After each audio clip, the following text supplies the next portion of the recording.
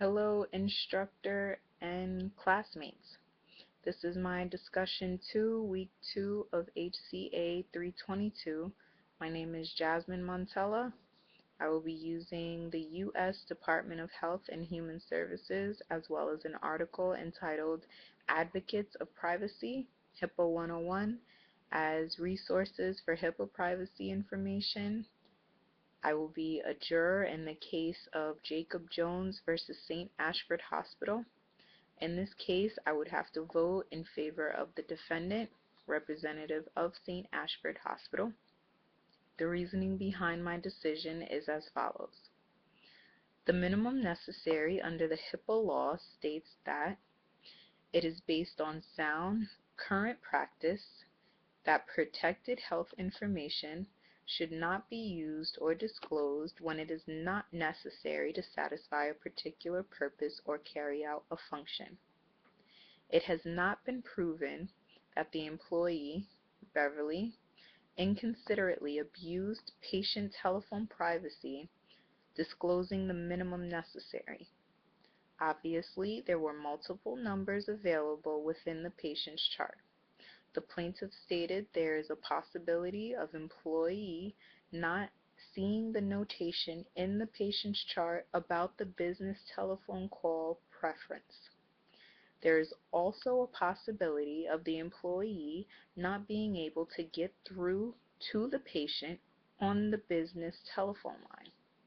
The home telephone line was authorized once it was put into the chart, whether it was made an alternate contact number or a number placed there in case of emergency.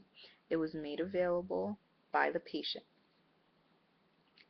OCR has already found the defendant in violation of confidential communications by contacting the patient outside of the designated means of communication.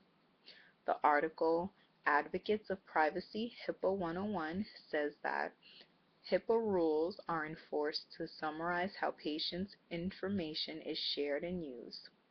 There are criminal and civil penalties as well as fines for noncompliance and privacy violations that range from $100 to $25,000 per year per offense on any employee who commits a HIPAA violation.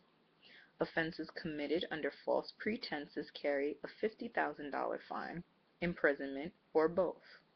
Offenses committed with more malice intent, like intent to sell information or personal gain from information, carries a $25,000 fine, imprisonment up to 10 years, or both.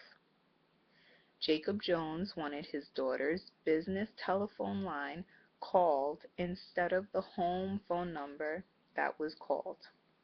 Beverly's actions might not have been thought through with the information that she left on the voicemail of the home telephone, but her actions were justified under the circumstances and covered under HIPAA law.